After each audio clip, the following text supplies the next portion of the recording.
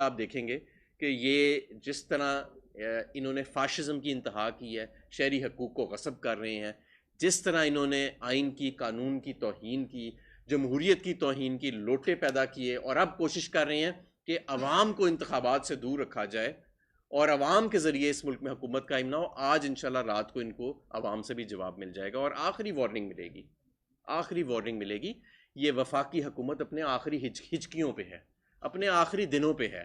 फैसला इन्होंने अब सिर्फ ये करना है कि पुरअमन तरीके से इक़्तिदार से जाना है या जिस तरह पंजाब से ज़लील होके मुंह काला करा के गए हैं और इन्हें इक़्तिदार से अवाम ने निकाला है, क्या उस तरीके से जाना है? तो बेहतर है कि मामलात को उस नहज तक ना ले जाया जाए। अब मैं मईशत पे आता हूँ।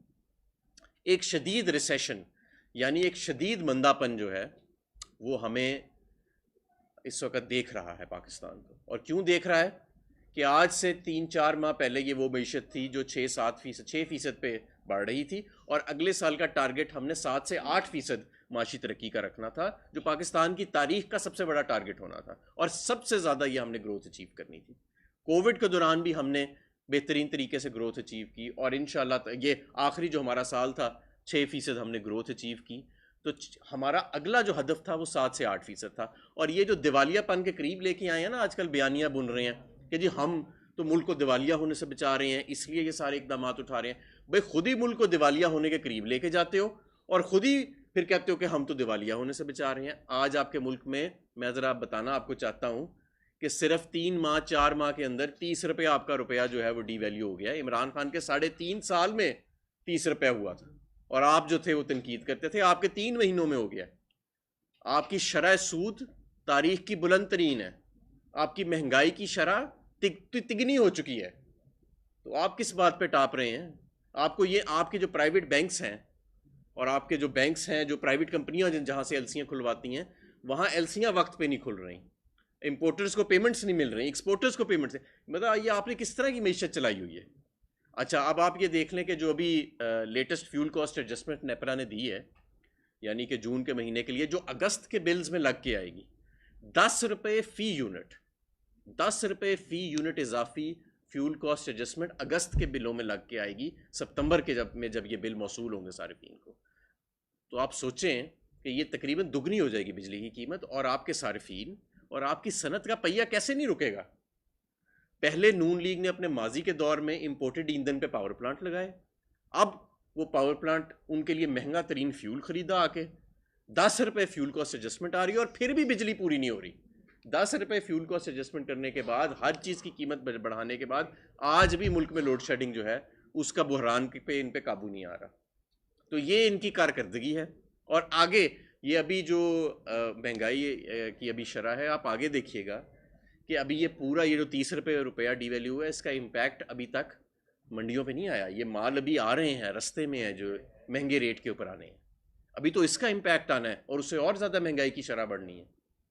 तो कहने का मकसद ये है कि मईशत जो कि एक्सपोर्ट हमारी बुलंद तरीन थी, बड़े दर्जे की सनत हमारी 10-10% पे ग्रो कर रही थी हमारे आखिरी महीने तक जब हम छोड़ के गए हैं, टैक्स रेवेन्यू कलेक्शन आपकी टारगेट एक्सीड कर रही थी, आज वही इकॉनमी जो है वो हमें रिसेशन की तरफ लेके जा रहे हैं, मंदापन की तरफ लेके जा रहे हैं। खुद ही उसको दिवालिये के करीब लेके गए और खुद ही कह रहे हैं देखो हमने दिवालिये से बचा। ओ भाई, तुमने दिवालिये से क्या बचाना है? तुमने मईशत का बेड़ा गर्क कर दिया है, एक्सपोर्ट नीचे जा रही है, सनत बंद हो रही है, आपकी शरह सूद बुलंद तरीन सतह पे, महंगाई की शरह बुलंद तरीन सतह पे। तो ऐसे तो मुल्क नहीं चलेगा।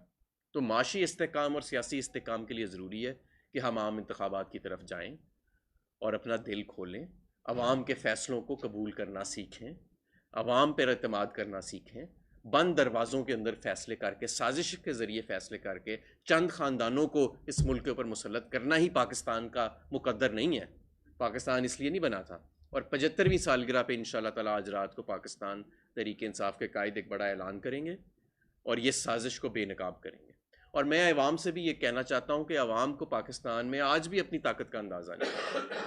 जब आप बाहर निकलते हैं और सड़क पे अपना पैर रखते हैं तो आप यकीन माने, ये जो साजिशी टोला पाकिस्तान में बैठा है, सिर्फ यही नहीं, वॉशिंगटन तक इनकी नींदें हराम हो जाती हैं। पाकिस्तान 5वां बड़ा मुल्क है दुनिया का आबादी के लिहाज से, और जब इसकी आबादी बाहर निकलती है, जब इसके लोग बाहर निकलते हैं, तो ये जो सियासी ज़लज़ला है ये बड़ी दूर तक जाता है। बैरूनी क़ुव्वत को समझ आ गई है कि ये वो कौम नहीं है कि जिसको टेलीफोन उठा के फ़ोन किया तो यहाँ पे हुकूमतें बदल गईं। ये 80 का पाकिस्तान नहीं है कि ये चैनल बंद कर दो, वो चैनल बंद कर दो, इसको अंदर पकड़वा दो, इसको वहाँ पे मरवा दो। शहबाज गिल के ऊपर जिस्मानी टॉर्चर किया गया, उसके निशानात मौजूद हैं। शहबाज गिल को गैर कानूनी तौर पे हिरासत में रखा गया है। और ARY को जो बंद किया गया है, ये मीडिया की आज़ादी के ख़िलाफ़ है बात जाती। किधर है आज वो इंसानी हकूक़ की तंजीमें जो हर 2 मिनट के बाद मोमबत्ती हाथ में पकड़ के खड़ी होती थी लिबर्टी चौक के ऊपर? आज क्यों खामोश हैं? तो इंशाअल्लाह ताला आप देखेंगे कि अगर ये खामोश हैं तो अवाम खामोश नहीं है, और अवाम जो है उसका रद्द-ए-अमल सामने आ चुका है। और ये आज मैं दोबारा कौम से अपील करूँगा, अहलियान लाहौर से ख़ास तौर पे, कि ये बहुत बड़ी हम एक हकीकी आज़ादी की आज जश्न भी मनाएंगे। और एक तहरीक जो हमारी है, ये सिर्फ़ पाकिस्तान तहरीक इंसाफ की तहरीक नहीं है। अब ये तहरीक जो है ये पाकिस्तान की हकीकी आज़ादी की तहरीक है, शहरी हकूक़ के तहफ़्फ़ुज़ की तहरीक है, आइन और कानून की बालादस्ती की तहरीक है, और माशी इस्तेहकाम की तहरीक है। आइंदा किसी बैरूनी क़ुव्वत को कि ये जुर्रत नहीं होगी आप पाकिस्तानियों का रद्द-ए-अमल देख के कि वो यहाँ पे कोई मरासला भेजे या टेलीफोन करे किसी को कि इसको हुकूमत में ले आओ, इसको हुकूमत से निकाल दो, इसको अंदर कर दो, इसको बाहर कर दो, ये चैनल बंद कर दो, ये चैनल खोल दो। ये 80 की दिहाई नहीं है। राना सनाउल्लाह की जो सियासत का दौर था वो आज से 30 साल पहले वफात पा चुका है।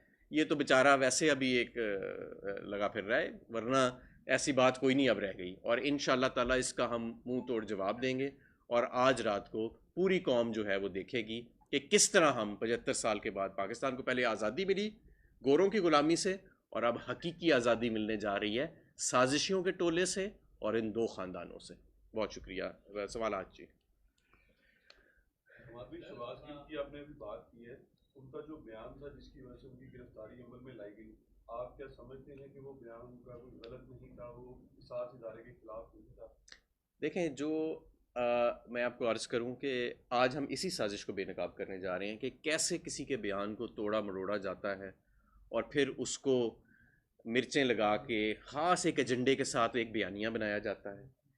शहबाज गिल का बयान शायद इतना ख़तरनाक नहीं था, लेकिन जो बाद में बयानिया बनाया गया वो ज़्यादा ख़तरनाक बन गया। उसके पैराहे में अगर आप देखें तो वो बयानिया जिसने बनाया वो एक्चुअली इदारे के ख़िलाफ़ था। उस तक ये पहुँच नहीं सक रहे। उस तक पहुँचे ना कि जिन्होंने फफे कुटनी का किरदार अदा किया, जिन्होंने ये बयानिया बनाया, जहरीला बयानिया बनाया। और आज इंशाअल्लाह ताला हम इसका जवाब दे देंगे। आज बड़ी स्क्रीन इसीलिए नस्ब की जा रही हैं कि ये साजिश को हम बेनकाब करें कि किस तरह एक तो ये भी पाकिस्तान में बड़ा मसला है ना कि आप किसी मौलवी के ख़िलाफ़ को बात करें तो वो आप पे फतवा दे देता है, अदलिया के ख़िलाफ़ बात करें तो कंटेम्प्ट लग जाता है, अगर किसी और इदारे के ख़िलाफ़ बात करें तो आप गद्दार डिक्लेयर हो जाते हैं। रह दे के सियासतदान ही रह जाते हैं, वो एक दूसरे पे कीचड़ उछाली जाते हैं।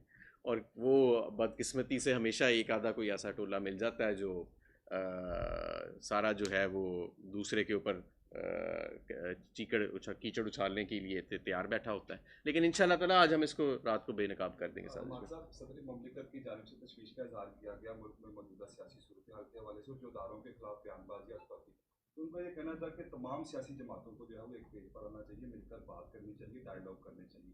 क्या आप समझते हैं कि ये PTI की पॉलिसी है? PTI क्या ये इस बात पर बात करती है कि सियासी जमातों से? देखें, बिल्कुल हम तो कह रहे हैं कि आप आम इंतखाबात की तरफ जाएं, हम बात करने को तैयार हैं। इस वक्त जो सबसे ज़्यादा आपको मुआशी और सियासी इस्तेकाम की तरफ कोई चीज़ ले जा सकती है और जो अखलाकी तौर पे, आइनी तौर पे और जमहूरी इक़्तिदार के ऐन मुताबिक है, वो आम इंतखाबात हैं। अब ये घबरा क्यों रहे हैं आम इंतखाबात से? ये चाहते नहीं हैं कि आवाम के ज़रिए इस मुल्क में इक़्तिदार जो है वो उसका फ़ैसला होए। हालांकि जमहूरियत में ताकत का सरचश्मा आवाम होता है, लेकिन आवाम को यहाँ पे मानता ही कोई नहीं है। आवाम को इक़्तिदार से दूर रखने के लिए, उसकी पसंद और नापसंद को इक़्तिदार से दूर रखने के लिए हमेशा साजिश की जाती है, और वही इस वक्त हो रहा है यहाँ के ऊपर। लेकिन ये आप देखिएगा कि ये आखिरी वक्त है। ये अब ये समझ रहे हैं कि शायद ये 80 की दिहाई है, क्योंकि ये इनका ताल्लुक सारों का जो इन 2 ख़ानदान और इनके चेले चांटे हैं उनका ज़्यादातर का ताल्लुक उस दौर के सारे मामलात से है, परवरिश, और वहाँ से इन्होंने जन्म लिया उस दौर से। तो वो अभी तक सोच जहन से जा नहीं रही इनके, लेकिन वो अब आहिस्ता आहिस्ता मेरा ख्याल है ठीक हो जाएंगे। हमारे साहब, जब हम जाते थे ऐसे बादशाह के पास, जब आप गवर्नमेंट से कहते थे तो उनकी की बातें सुनते थे हम, और वो कहते थे, आप कहते थे हम सेम पेज पे हैं। अब हम वहाँ जाते हैं तो वो अब सेम पेज पे हैं। ये कहाँ तक हकीकत है? भाई हम तो आप कह रहे हैं कि हम किसी के साथ किसी पेज पे नहीं हैं, हम अवाम के साथ सेम पेज पे हैं। हमारा सिर्फ और सिर्फ एक मुतालबा है और वो है आम इंतखाबात। ये जिस मर्ज़ी के साथ पेज पे बैठे रहें, हमें नहीं उसकी परवाह।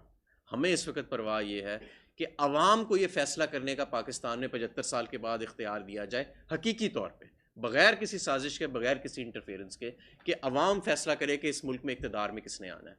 ये जितनी साजिश की जा रही है ना, ये चैनलों को बंद करो, फलाने को पकड़ो, फलाना लोटा पैदा करो, ये सारी साजिश इसलिए की जा रही है कि अवाम को इक़्तिदार से दूर रखा जाए, अवाम की ख्वाहिश, अवाम के फ़ैसले के मुताबिक पाकिस्तान में इक़्तिदार ना आए। क्योंकि कुछ लोग समझते हैं कि हम अवाम से ज़्यादा समझदार हैं और हम ये फ़ैसला करें कि कौन सी जमात और कौन से लोग जो हैं वो इक़्तिदार में हैं, पर ऐसे अब हो नहीं सकता। ये दौर बदल गया है, ज़्यादा देर आप दूर रख नहीं सकते। बहुत शुक्रिया जी। चाय का भी बंदोबस्त है।